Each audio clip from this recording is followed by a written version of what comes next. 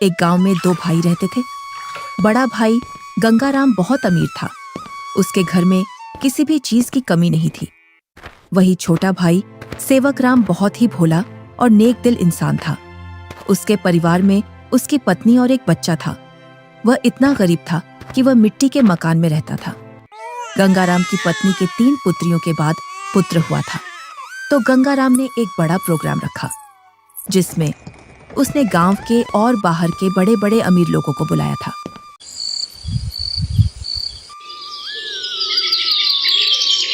सुबह से ही गंगाराम के घर के चारों ओर चहल पहल थी। कहीं पकवान बन रहे थे, तो कहीं बच्चे खेल रहे थे और कहीं मेहमान आ रहे थे। गंगाराम के घर के चारों ओर खुशी का माहौल था। धीरे धीरे चारों ओर के मेहमान आ गए, पर आपके छोटे भैया सेवक कहीं दिखाई नहीं दे रहे हैं। अभी तक आए नहीं। आपने गांव में सबको बुलावा दिया है ना? अरे हाँ, बुलाया है उसको, आता ही होगा अपने बच्चों के साथ। तू यहीं रुक और मेहमानों को देख, मैं अभी आता हूँ व्यवस्था देखकर। इतना कहकर गंगाराम घर से बाहर चला जाता है और गुनगुनाता है, मैं उसको अपने प्रोग्राम में क्यों बुलाऊं? वो कहाँ और मैं कहाँ? मेरे यहाँ एक से बढ़कर एक अमीर मेहमान आ रहे हैं। अगर किसी को पता चल गया कि मेरा भाई इतना गरीब है तो मेरी नाक कट जाएगी। कुछ गांव के लोग सेवकराम के घर के आगे से गंगाराम के प्रोग्राम में जा रहे थे और सेवकराम अपने घर से खेतों पर जाने की तैयारी कर रहा था। जैसे ही वह घर से बाहर निकलता है तो उसको कुछ गांव वाले मिल जाते हैं। अरे सेवकराम, तू अपने भाई के घर नहीं गया? तेरी भाभी के बहुत दिनों बाद लड़का हुआ है। इसी उपलक्ष्य में तेरे भाई ने बहुत बड़ा प्रोग्राम रखा है।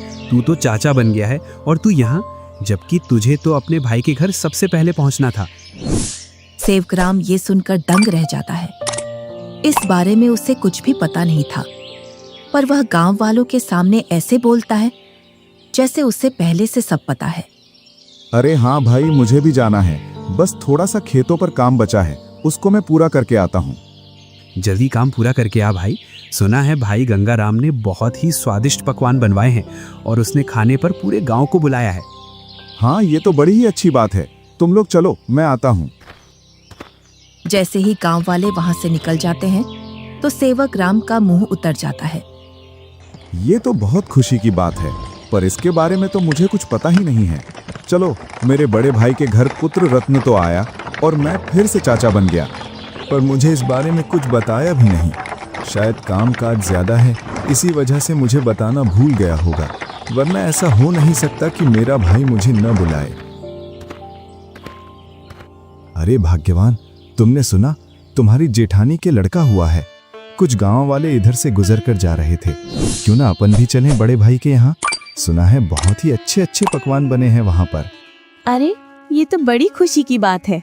आप फिर से चाचा बन गए और मैं चाची, परंतु उन्होंने हमें बुलाया नहीं। बिना बुलाए हम कैसे जा सकते हैं उनके प्रोग्राम में?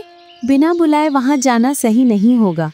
अगर गांव में इस बात का पता चल गया कि हम बिन बुलाए उनके प्रोग्राम में आए हैं तो लोग क्या कहेंगे? बड़े भैया इतना बड़ा प्रोग्राम कर रहे हैं और इतने बड़े प्रोग्राम में पूरे काम की जिम्मेदारी भी उन्हीं पर है। तुम्हें पता है ना उनके पास कितना कामकाज होगा। इसी कामकाज की वजह से हमसे बोलना भूल गए होंगे और प्रोग्राम वाला आदमी तो कुछ ना कुछ तो भूल ही जाता है। आप लोग चलो ना, मैं अपने ताऊ का घर और अपने छोटे भाई को देख आऊंगा। कैसे चलें बेटा? मन तो मेरा भी बहुत कर रहा है जाने को, पर उन्होंने हमें प्रोग्राम का निमंत्रण भी नहीं दिया और ना ही हमसे बोला। उन्होंने फिर किस मुंह से उनके प्रोग्राम में जाएं? क्या हम अपने छोटे भाई से मिलने नहीं जाएंगे पापा? क्यों नहीं, हम जरूर चलेंगे आपके छोटे भाई से मिलने के लिए। क्यों आप छोटे बच्चे को झूठी तसल्ली दे रहे हो? तुम्हें पता है ना, तुम्हारे बड़े भाई हमें उनके बराबर नहीं समझते हैं, तभी तो उन्होंने हमें प्रोग्राम में नहीं बुलाया है। तुम तो सदा गड़े मुर्दे उखाड़ती हो। ऐसा नहीं है, वो हमको चाहते हैं, वो तो कामकाज की वजह से बुलाना भूल गए हैं। तुम्हें लग रहा है कि भैया तुम्हें बुलाना भूल गए हैं, तो तुम जाओ। बिन बुलाए मैं नहीं जाने वाली कहीं। मैं तो खूब खुश हूँ अपने घर में। आपको जाना है तो जाओ। ठीक है, मैं और मुन्ना चले जाते हैं। तुम्हें नहीं जाना तो मत चलो। आप जा रहे हो तो जाओ, पर उधर से जल्दी लौट कर आना। सेवकराम और उसका बच्चा प्रोग्राम में जाने के लिए तैयार हो जाते हैं। अब तुम प्रोग्राम में जा रहे हो तो बच्चे को देने के लिए कुछ तो ले जाना पड़ेगा।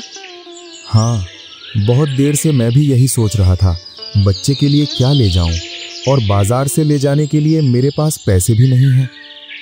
आप तो ये लकड़ी का झूला ले जाओ जो तुमने मुन्ना के लिए बनाया था। अब मुन्ना के कुछ काम का नहीं है।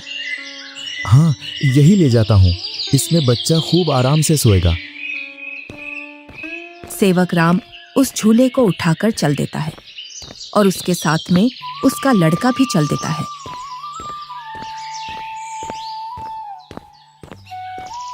थोड़ी देर बाद दोनों प्रोग्राम में पहुंच जाते हैं। यहाँ तो खूब अमीर मेहमान आए हैं और बच्चे को देने के लिए शानदार और महंगी महंगी वस्तुएं लाए हैं। मेरा झूला तो इनके आगे कुछ भी नहीं है।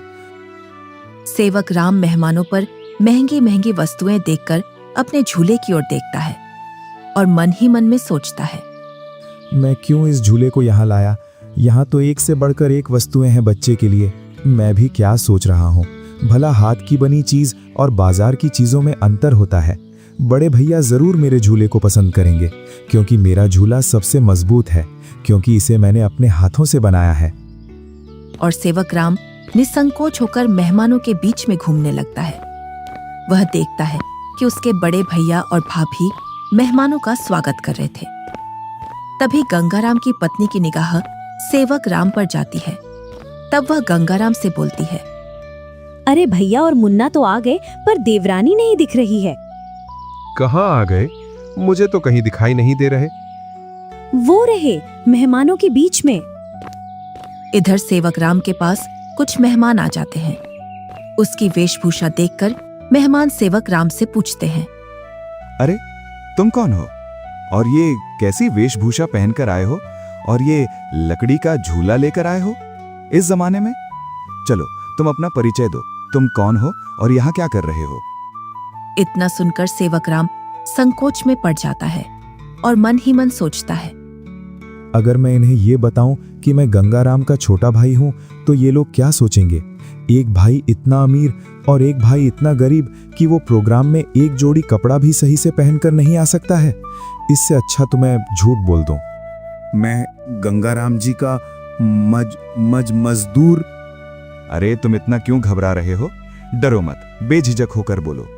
गंगाराम जी का मैं मजदूर मैं छोटा भाई हूँ। वह बहुत कोशिश करता है झूठ बोलने की, लेकिन उसके मुंह से सच निकल जाता है। क्या बोल रहे हो? तुम्हें पता है ना तुम गंगाराम जी को अपना भाई बता रहे हो? तुम्हें पता है ना वो कहाँ और तुम कहाँ? अपने आप को देखो और उनका प्रोग्राम देखो। इतने में ही गंगाराम वहां आ जाता है और बोलता है, क्या बोल रहा है ये? ये तुम्हें अपना भाई बता रहा है कि तुम इसके भाई हो। मेरा भाई होता तो वो इस हालात में रहता। ये तो मेरा हारी है, हारी। इसको मैंने एक दिन प्यार से भाई क्या बोल दिया, मुझे अपना भाई बताने लगा। इतना सुनकर सेवक राम अपना सिर झुका लेता है। आप प्रोग्राम का आनंद लीजिए। चलो मैं और मेहमानों से मिलता हूँ। जी आप मिलिए, हम भी और परिचितों से मिल लेते हैं। चलो तुम यहाँ से बाहर चलो, मुझे तुमसे कुछ बात करनी है। दोनों भाई एकांत में चले जाते हैं। जब तुम्हें पता है मेरे यहाँ एक से बढ़कर एक मेहमान आए हैं, फिर भी तू प्रोग्राम में घुस आया मेरी नाक कटवाने के लिए। और ये क्या लेकर आया है मेरे लड़के के लिए? लकड़ी का झूला। इस झूले में सोएगा मेरा लड़का। मेरा लड़का तो मखमल के झूले में सोएगा। किसमें? मखमल के झूले में।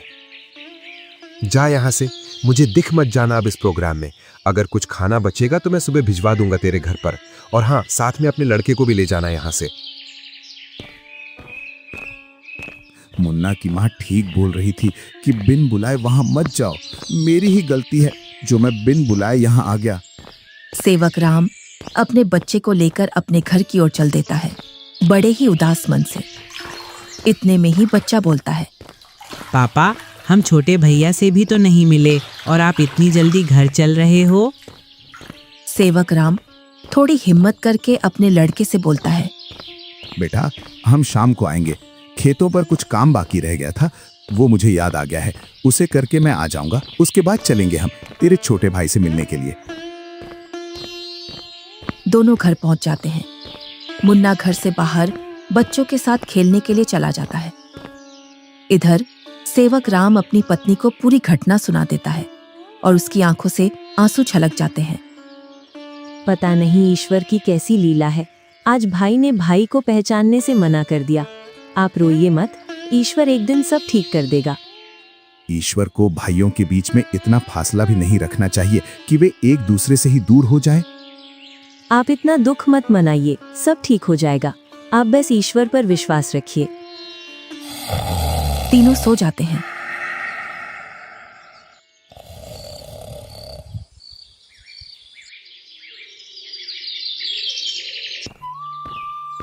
दूसरा दिन गंगाराम के दरवाजे को कोई बजाता है। पता नहीं अब कौन आ गया। कल का इतना थका हारा हूं, फिर भी लोगों को समझ में नहीं आता है और आकर दरवाजा खटखटाने लग जाते हैं। गंगाराम जैसे ही दरवाजा खोलता है तो वह देखता है कि सामने एक साधु खड़ा है। क्या है महाराज, क्यों दरवाजे को बजा रहे हो? कुछ नहीं बेटा, बड़े जोरों की भूख लगी है। बस थोड़ा सा खाना मिल जाता तो मेरी भूख मिट जाती। क्या खाना? यहाँ खाना मुफ्त में नहीं मिलता है और ऐसी दोपहर में तुम्हें कहां से खाना ला कर दूं? बेटा, घर में कुछ तो होगा, उसमें से ही कुछ खाने को दे दो जिससे मेरी भूख शांत हो जाए। इतना बड़ा गांव है, तुम्हें मेरा ही घर मिला खाना मांगने के लिए? यहाँ कुछ नहीं है, चले जाओ यहाँ से। इतना कहकर गुस्से में गंगाराम दरवाजा बंद कर लेता है। ईश्वर तुम्हें सदा खुश रखे बेटा। इतना बोलकर साधु वहां से चला जाता है। इधर गंगाराम की पत्नी गंगाराम से पूछती है, कौन आया था दरवाजे पर जो तुम इतने जोर से उस पर चिल्ला रहे थे? कोई नहीं, एक ढोंगी बाबा आया था दरवाजे पर, बोल रहा था खाना खिला दो, तो मैंने उससे मना कर दिया, यहाँ नहीं है खाना।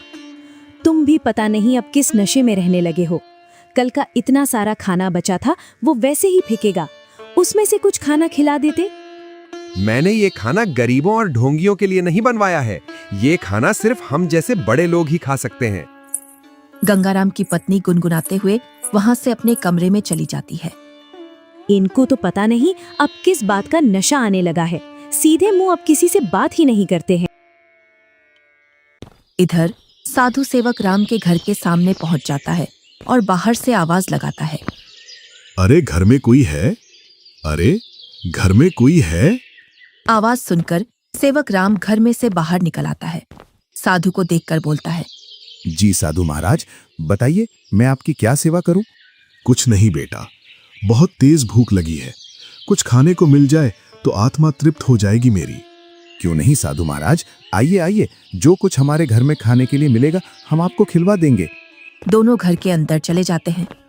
सेवक राम और साधु जमीन पर बैठ जाते हैं और सेवक राम अपनी पत्नी से बोलता है, अरे भाग्यवान, घर में कुछ हो तो खाने का साधु महाराज को ले आओ। सुबह की कुछ दाल रोटी रखी है और अभी खाना बनाने के लिए घर में कुछ भी नहीं है। अरे बेटी, तुम तो शर्माओ मत, जो घर में खाने का हो वही ले आओ, मैं तो खा लूंगा। सेवक राम की पत्नी जो घर में खाना था उसी खाने को गर्म कर लाती है। लीजिए साधु महाराज, गरीब के घर का खाना। हमारे पास तो खाने में यही है। अरे बेटी, तुम अपना मन इतना उदास मत करो। मैं तो ईश्वर की कृपा से जो मिलता है वही खा लेता हूँ। और तुम दोनों इतना उदास क्यों हो? कोई समस्या है आपके यहाँ? साधु महाराज, खेतों में इतना काम कर रहा हूँ, उतनी ही गरीबी आ रही है। गरीबी कम होने का नाम ही नहीं ले रही है। अब तो स्थिति ऐसी हो गई है, 2 वक्त का खाना भी बड़ी मुश्किल से मिलता है। पता नहीं ईश्वर हमारी कौन सी परीक्षा ले रहा है। ये कोई बीमारी तो है नहीं जिसका मैं आपको सही उपचार बता दूं बेटा। बस ईश्वर पर विश्वास रखो, सब सही हो जाएगा। फिर भी मुझे लगता है तुम मुझे तुम्हारी समस्या सही से बता नहीं रहे हो। इतना सुनकर सेवक राम और सेवक राम की पत्नी साधु महाराज को पूरी बात बता देते हैं कि किस प्रकार गंगाराम ने उनके साथ भेदभाव किया। साधु खाना खा लेता है। पता नहीं आपको हमारे हाथ का खाना कैसा लगा, सही लगा या नहीं। बेटी, तुम अपना मन उदास मत करो। तुम तो अन्नपूर्णा हो और तुम्हारे हाथ का खाना बहुत ही स्वादिष्ट है। इतना सुनकर सेवक राम की पत्नी खुश हो जाती है। तुमने बेटा आज मेरी आत्मा तृप्त कर दी है। अगर तुम आज मुझे भोजन नहीं देते तो पता नहीं आज भूख की वजह से मेरा क्या होता। साधु अपने थैले में हाथ डालता है और उसमें से एक पोटली निकालता है। इसमें क्या है साधु महाराज? ये पोटली बेटा बीजों का भंडार है। तुम जिस भी फसल का बीज चाहोगे वो बीज इस पोटली में से निकलेगा, जिससे तुम्हारी फसल साधारण फसल से 10 गुना ज्यादा निकलेगी। ये तो महाराज आपकी असीम कृपा है। ये मेरी नहीं, ईश्वर की कृपा है बेटा। बस एक बात का ध्यान रखना, इस पोटली के बारे में कभी किसी को मत बताना, और इसमें से जो बीज निकले उन्हें बेचना नहीं। अगर तुमने ऐसा किया तो ये पोटली आपके किसी काम की नहीं रहेगी। जी साधु महाराज, मैं कभी ऐसा नहीं करूंगा। और साधु महाराज वहां से चले जाते हैं। साधु महाराज के पैर जैसे ही घर में पड़े तब से घर में शांति का अनुभव हो रहा है। हाँ भाग्यवान, अब ईश्वर की कृपा से सब ठीक हो जाएगा।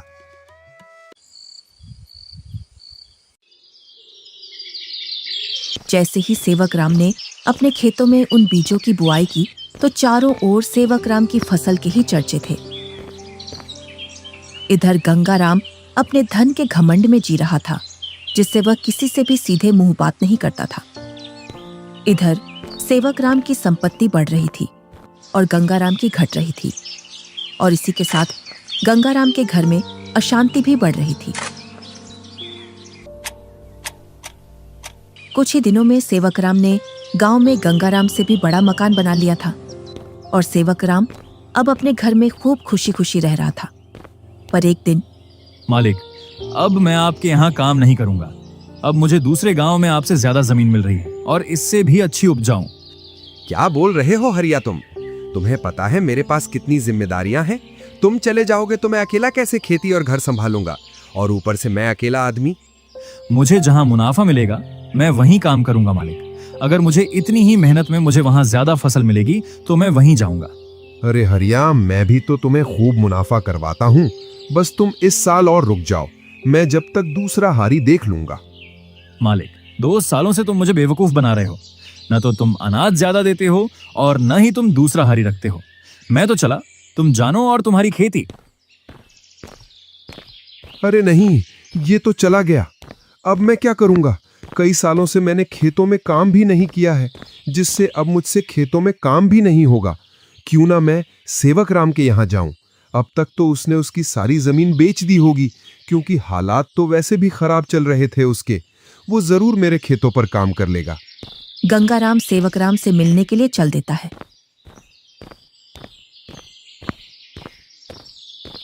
जैसे ही वह उसके घर के सामने पहुंचता है तो वह सेवक राम के घर को ढूंढने के लिए उस मोहल्ले में चारों ओर घूम जाता है।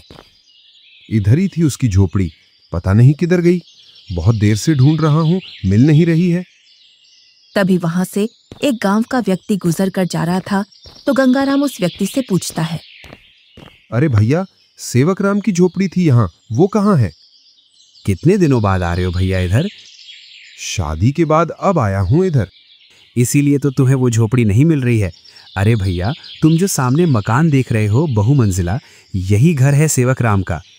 ये कैसे हो सकता है? 2 साल पहले तो ये गरीब हुआ करता था। हाँ भैया, 2 साल पहले गांव में सबसे गरीब व्यक्ति यही था। पता नहीं भैया इसने खेतों में कौन सा खाद डाला है जिससे इसकी पैदावार सबसे ज्यादा निकलती है। घर बताने के लिए बहुत बहुत धन्यवाद। और गंगाराम उस घर के अंदर चला जाता है। जैसे ही सेवक राम अपने बड़े भैया को घर के अंदर देखता है तो वह बहुत खुश होता है। अरे मुन्ना की माँ, वो देखो हमारे घर में कौन आया है। बड़े भैया, आओ भैया बैठो। अरे, तुमने इतना शानदार घर कैसे बनाया? तुमने तो पूरा ही नक्शा बदल दिया।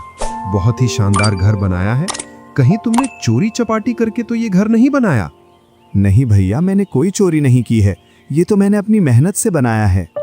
ऐसी मेहनत तो तू पहले भी करता था, पर पहले तो तूने ऐसा मकान बनाया ही नहीं। भैया, आपसे क्या छुपाना, जब आपका प्रोग्राम था उसके एक दिन बाद हमारे घर पर एक साधु आया था। उसको हमने पेट भर खाना खिलाया था। आज उनके आशीर्वाद की वजह से ये सब है हमारे पास। इतना सुनकर गंगाराम का सिर घूम जाता है और उसकी आंखों तले सब सीन आ जाता है कि किस प्रकार उसने उस साधु को भगाया था। वो साधु तो सबसे पहले मेरे घर आया था। इसका मतलब ये सारा धन मेरा हुआ। क्या बोल रहे हो भैया? ये तो मैंने अपनी मेहनत से खड़ा किया है, ना कि जादू से। ये सब तुझे साधु के आने बाद ही मिला है ना? तो इस गांव में सबसे पहले साधु मेरे घर आया था। अगर मैं उसे खाना खिला देता तो ये सारी संपत्ति मेरी होती। इसका मतलब तूने मेरे अधिकार की संपत्ति छीनी है। ये तुम मुझ पर गलत इल्जाम लगा रहे हो भैया। मैं उस साधु को ढूंढ कर लाता हूँ और साधु से तेरे सामने बुलवाता हूँ कि इस संपत्ति पर किसका हक है। और गुस्से में गंगाराम वहां से निकल जाता है। कई दिनों तक वह उस साधु को खोजता है। बड़ी मुश्किल से एक जंगल में तपस्या करते हुए वह साधु मिल जाता है। साधु महाराज प्रणाम। कौन हो बेटा जो तुम मेरी तपस्या में व्यवधान डाल रहे हो? मैं गंगाराम हूँ। आज से 2 वर्ष पूर्व तुम मेरे घर आए थे खाना खाने के लिए, जब तुम्हें जोरों की भूख लग रही थी। तुम तो वही हो ना जिसने खाना देने से मना कर दिया था। हाँ, पर उस संपत्ति पर पहला हक मेरा बनता है जो तुम मेरे भाई को देकर आए हो, क्योंकि तुम खाना मांगने सबसे पहले मेरे घर आए थे। कौन सी संपत्ति? मैंने तो उसे सिर्फ आशीर्वाद दिया था, क्योंकि उसने बड़े ही सम्मान के साथ खाना खिलाया था, और वो धन तो उसकी मेहनत और ईमानदारी का फल है। इतना सुनकर गंगाराम गुस्से में साधु से बोलता है, साधु, तुम मेरे साथ अन्याय कर रहे हो, क्योंकि उसकी संपत्ति पर पहला अधिकार मेरा है, क्योंकि तुम सबसे पहले मेरे द्वार पर आए थे। अगर तुम मुझे ये पहले ही बता देते कि मैं तुझे और भी अमीर बना दूंगा, तो मैं तुम्हें उससे भी अच्छा भोजन कराता। उसने क्या खिलाया होगा आपको? सूखी रोटी? गंगाराम साधु से बहुत वाद विवाद करता है और गुस्से में साधु से बोलता है, जिससे साधु को क्रोध आ जाता है। बालक, तुमने मेरी सब्र की सीमा खत्म कर दी है। तुम मेरे श्राप से अब बच नहीं सकते हो। इतना सुनकर गंगाराम के होश उड़ जाते हैं। इतने में ही सेवक राम और गंगाराम की पत्नी आ जाती है। क्षमा कीजिए साधु महाराज, क्षमा कीजिए। अरे बेटी, तुम क्यों माफी मांग रही हो? मेरे पति थोड़े उग्र हैं, उनको पता नहीं है किससे कैसे बात करना है। इतना सुनकर गंगाराम भी माफी मांग लेता है। गंगाराम, अभी तक तुम्हारा जो घर चल रहा था वो तुम्हारी पत्नी के निर्मल भाव की वजह से चल रहा था। अब तुम अपने लालच को छोड़ दो और दोनों भाई साथ साथ रहो, क्योंकि तुम्हारा छोटा भाई बहुत ही ईमानदार है। जी साधु महाराज। तुम्हें कैसे पता चला मैं यहाँ हूँ? आप जिस दिन साधु महाराज की खोज में निकले, उसी दिन भैया मेरे पास पहुँच गए थे और उन्होंने आपके बारे में मुझे सब बता दिया था। भाई हो तो तेरे जैसा, मेरे जैसा भाई किसी को भी नहीं मिले।